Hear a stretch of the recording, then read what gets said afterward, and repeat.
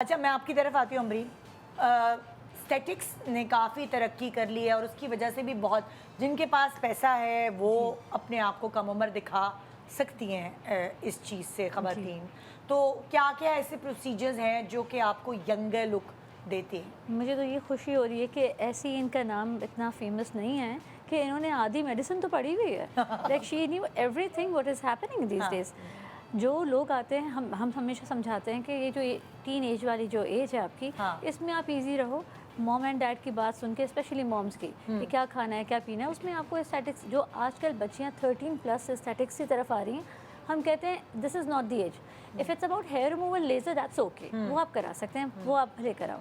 पर जो active changes हैं, जैसे समझें स्टार्टिंग फ्रॉम लिप फिलर, जो थोड़ा बोटॉक्स, थोड़ा सा anti ageing, you should start seeing yourself from the age of 30 साल के जब आप हुए, वहाँ एक टर्निंग पॉइंट आता है। अगर आपने जैसे वर्कआउट नहीं किया हुआ, अपने आप को मेंटेन नहीं किया हुआ, अगर आप खुश नहीं हो, जैसे इन दोनों की बातें हैं कि आप खुश नहीं हो, बहुत सारे डिप्रेशन है, तो वो वैसे ही आपको इतनी वो जो एंटी डिप्रेसेंट्स आप खा रहे हो, नींद की गोलियाँ, वो पता नहीं क्या क्या, वो आपको आधा मरीज़ बना चुके होते हैं। फिर आप उठ के 30s में आते हो कि डॉक्टर साहब, I got married when I was 24-25, मेरी शादी अच्छी नहीं चली, फिर मेरे ये हुआ, अब मुझे खूबसूरत बना दें। तो ये आता है एक केस। तो हम कहते हैं कि वाई एक 30 साल की औरत, लड़की 36 की लग रही है, 37 की लग रही है, जो हमारे अंदर दिल में जो उनके लिए एज होती है, जैसे वो आके बैठती हैं, क्योंकि डिप्रेशन बहुत लिया हुआ है। और देखें, डिप्रेशन अपने हाथ में तो नहीं है, हर किसी की किस्मत अलग अलग, हर किसी के दुख अलग, किसी की, हर कोई खुश नहीं होता। आप देखें, हम सब तमाम डॉक्टर्स खड़े होकर काम करते हैं, कभी कभी खुश नहीं भी होते, पर हमें खुश रहकर अपने मरीज़ों को अच्छे से एक्टिवली अटेंड करना होता है। तो व्हाट आई सी इज़ कि 30 इज़ द टर्निंग एज, जहाँ से आप अपना ख्याल रखना शुरू करो कि इफ़ यू सी आपका हेयर फॉल हो रहा है, 27-28 में लड़की को दिखेगा अपना हेयर फॉल, और बॉयज़ को 23-24 की एज में हेयर फॉल दिखना शुरू हो जाएगा। That is the right time कि आप पकड़ लें, आप साइन सिम्टम्स देखें और फ़ौरन एस्थेटिशियन के पास या किसी भी डर्मेटोलॉजिस्ट के पास पहुँचें और देन पूछें। तो वहाँ से हम, जैसे अगर बालों की सिर्फ बात है कि एक यंगर लुक हो, बाल अच्छे हैं, तो आप देखिए कितना फ़र्क पड़ता है। तो उसके लिए यंगर एज से पीआरपी शुरू कर दें। लोग कहते हैं नहीं, कोई ज़रूरत नहीं है ज़रूरत। विटामिन B12 के साथ साथ आप अपना पीआरपी भी रखें। और रही बात जो आप ये वो ख़तरनाक वाली बातें पूछ रहे हो ना कि यंग कैसे लगना है, उसके लिए सारा इंजेक्टेबल है। अच्छा, सब इंजेक्टेबल, जैसे बोटॉक्स, क्या क्या आ गया? देखें, बहुत बेसिक ज़बान में समझाऊं, बेसिक ज़बान में समझाएं। बोटॉक्स क्या काम करता है, फिलर क्या काम करता है? एग्जैक्टली। जिन्होंने अपना ख्याल नहीं रखा 25-26 साल के बाद, वो 30 साल तक इस तरह एज कर जाएंगे कि ऊपर सिर्फ देखेंगे तो 10-10 लाइनें होंगी उनकी। नॉर्मली 30 साल की एज में एक लाइन आती है, फ्राउन लाइन, जिसको हम हैरत ज़्यादा लाइनें कहते हैं, डिप्रेसिव मसल की। वो 10 लाइनें होती हैं। उस एज में अगर हमने बेबी बोटॉक्स के अगर सिर्फ 10 यूनिट, बहुत कम अमाउंट होता है, अगर हमने एक इंजेक्शन लगा दिया, ये बोटॉक्स की बात, बोटॉक्स है, और वो भी मैं डॉक्टर समझ सकेंगे और नॉन डॉक्टर्स को इजी बताऊं तो सिर्फ 10 यूनिट, पूरा नहीं ऑयल डालना, सिर्फ 10 यूनिट का भी बेबी बोटॉक्स कर दिया तो उसकी वो लाइनें बिल्कुल गायब। पर सिर्फ 3 महीने के लिए। पर उसको 3 माह के पास वापस जाकर नहीं कराना है डॉक्टर से, ये मेन बात है।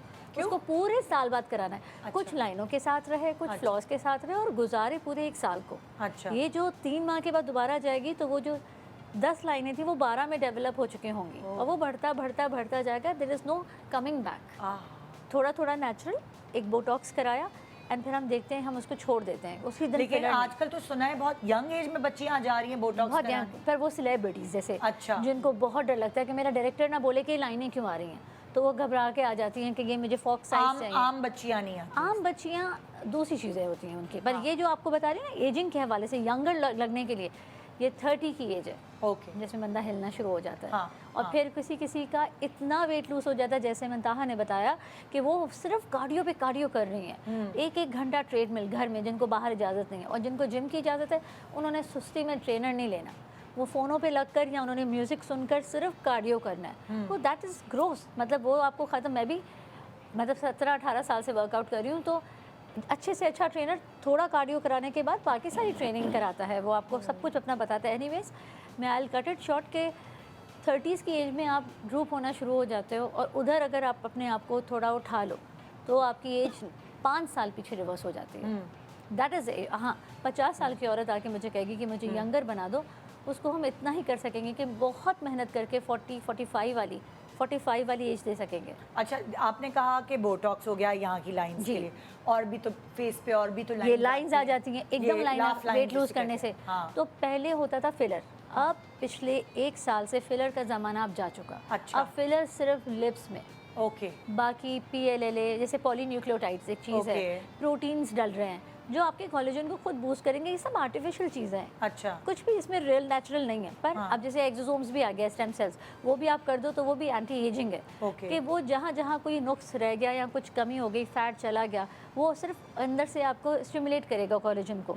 पर ये फिलर, कहीं लाइंस आ गई, फिलर अब भराने की ज़रूरत नहीं है, वो कहीं ना कहीं माइग्रेट करके पिलो फेस बना देंगे। मोटा बिल्कुल ऐसा लगता है कि जैसे पिलो बिल्कुल फेस, यहाँ भरो तो भी, यहाँ भरो तो भी, अगर आप नेजोलेबल फोल्ड, बहुत सारे लोग आंखों के नीचे भी तो भरते हैं यंग लगने तो के लिए। फिर वो क्या कहते हैं, वो कहते नहीं है हमने कुछ नहीं भराया है, ये खुद ही हो गया है, हमने इतना दुख लिया है जी, वो ये खुद हमें बबल बन गए। देख के पता चलता है ना कि हाँ। फिलर हुआ हुआ है। हाँ। 3 साल तक अंडर आई फिलर नहीं जाता अगर हाई क्वालिटी का डला हुआ हो तो डालना ही नहीं है। अब प्रोटीन्स आ गए हैं, अंडर आइज प्रोटीन डालें, वो आपको फिलर वाला फीलिंग देंगे।